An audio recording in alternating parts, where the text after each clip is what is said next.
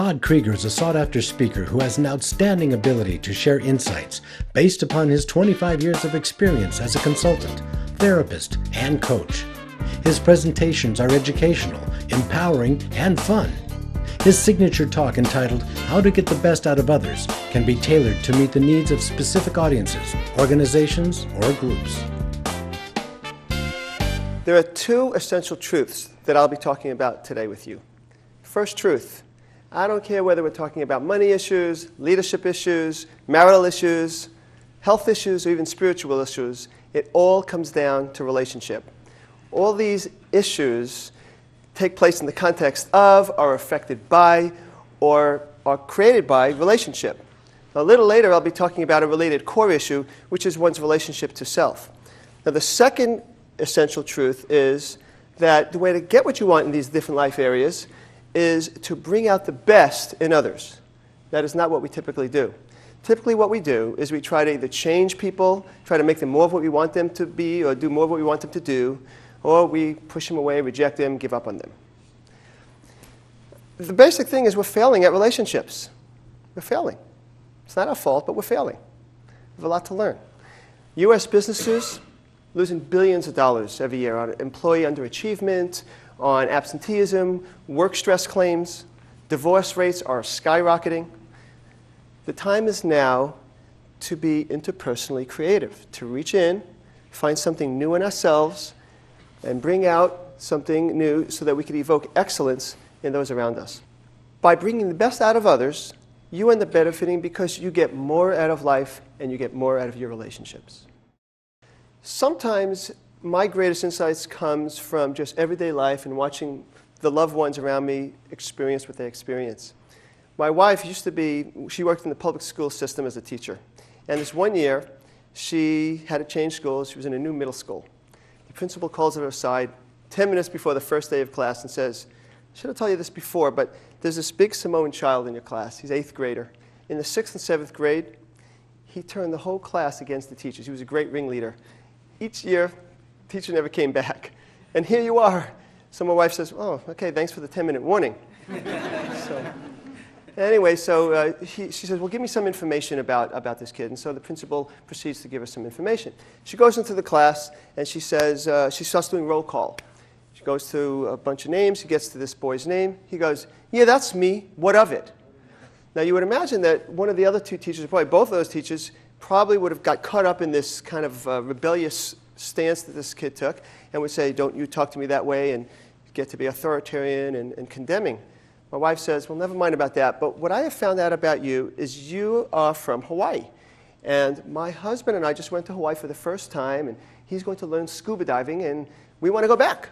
So what I need from you is I need a Hawaii guide. I mean, somebody that's going to tell us all about where to go, where it's maybe not just a tourist trap. Could you do that for me?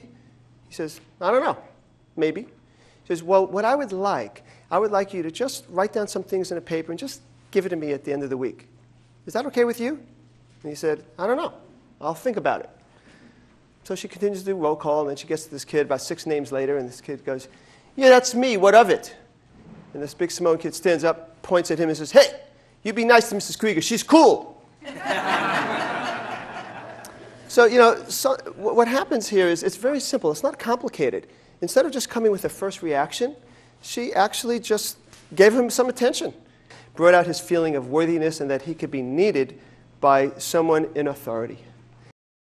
Okay, now it's time for you to actually experience what I would say is a common work challenge.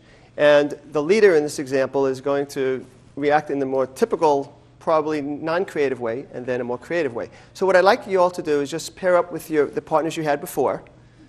Okay. Okay. Now the person on the left or the person in front is the leader. The person on the right or the person behind is the employee. Okay. Now here's the scenario. Employees, you're underachieving. You're underachieving. You're absent too much. You're just not hitting the mark. Leaders, I want you to be annoyed at this person. Be annoyed, look annoyed, feel annoyed, speak annoyed, see that person as a loser. But from that stance, you're going to still want that person to try to change. Employees, I want you to notice what it feels like to be treated that way and see if you're more motivated, less motivated to do better for this person. So get into character and go.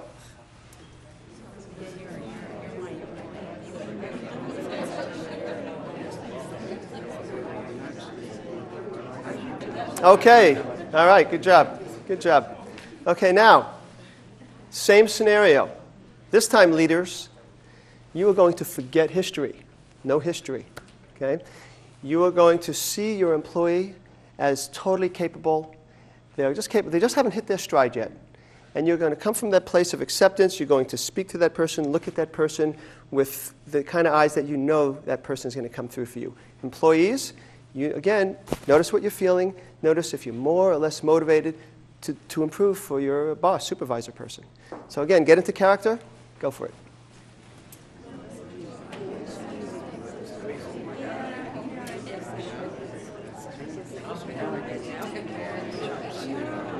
All right. Good job. Good job. All right. Okay. So any feedback, any responses from the audience? Yeah, I've got one. When she was dealing with me to begin with as my boss, a part of me felt that I kind of wanted to improve because of her disapproval. But then another part of me felt like I didn't want to improve because I didn't like the way she was treating me. But then when we did it the second time and she forgot about my history and she treated me better, I felt like improving. I was more motivated. Sure. Thank you. Anybody else? Yeah. Well, this was a total moment of revelation for me because I can see how I can be really mean and overreact to people. And in the process there, I just let them do more of what I don't want. So I can't wait to go back to work Monday and try some of this stuff out. Great, thank you, thank you. And this stuff works at work, and it works just as well at home.